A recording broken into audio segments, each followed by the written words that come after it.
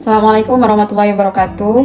Saya Fariha Junaidi, saya perwakilan dari kelompok 4 akan mempresentasikan hasil diskusi kami mengenai penilaian dan evaluasi pemahaman dalam UPD.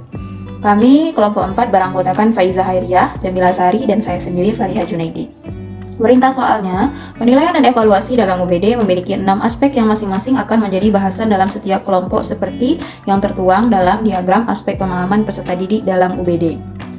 Penilaian dan evaluasi pemahaman dalam UPD merupakan bagian yang sangat penting dalam mengukur dan mengembangkan pemahaman peserta didik. UPD memiliki konsep evaluasi terbuka yang memberikan kebebasan kepada guru untuk menggunakan alat penilaian sesuai dengan tujuan pembelajarannya. Penilaian dan evaluasi dalam UPD akan berkontribusi pada penilaian secara formatif yang memudahkan pembelajaran terkait aspek menjelaskan, interpretasi, aplikasi, perspektif, berempati, dan pengetahuan diri. Setiap kelompok memiliki kriteria penilaian yang kemudian dijadikan rubrik penilaian. Kelompok 4 yaitu membahas kemampuan perspektif yang memiliki 5 indikator, yaitu yang pertama, kredibel. Ketika memiliki perspektif, peserta didik dapat memperoleh informasi atau bukti lainnya yang dapat diterima untuk bisa dipercayai dan sudah terbukti kebenarannya, sehingga dapat dipercaya sebagai bukti yang konkret dan bisa dipertanggungjawabkan. Lalu yang kedua, kemampuan mengungkap. Kemampuan mengungkap ini adalah kemampuan untuk melihat situasi atau konsep dari sudut pandang orang lain secara terbuka. Ketika memiliki perspektif, peserta didik dapat menerangkan dengan jelas, menerima saran dan kritik dari orang lain secara terbuka dan menyeluruh.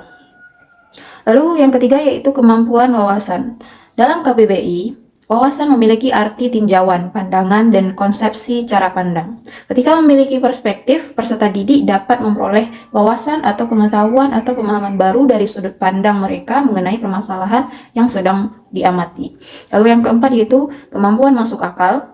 Masuk akal menurut KBBI adalah dapat diterima oleh akal, tidak aneh, tidak mustahil, dan logis secara sederhana. Ketika memiliki perspektif, peserta didik dapat menjelaskan sisi lain dari sebuah situasi, melihat gambaran besar, melihat asumsi yang mendasari suatu hal secara logis. Lalu yang terakhir yaitu kemampuan tidak biasa. Tidak biasa dalam hal ini mengandung arti berbeda dari yang lain, yang baru, atau out of the box, atau di luar kebiasaan. Ketika memiliki perspektif, peserta didik dapat menemukan atau memecahkan masalah dengan cara menemukan penyelesaian yang berbeda dari yang lain dan lebih kreatif untuk memecahkan masalah. Rubrik penilaian analitik aspek perspektif. Berikut merupakan tabel dari rubrik penilaian kredibel, mengungkap. Lalu ini wawasan, masuk akal, tidak biasa. Baiklah, sekian dari kami. Lebih dan kurang kami minta maaf. Wabillahi taufiq wal hidayah. Assalamualaikum warahmatullahi wabarakatuh.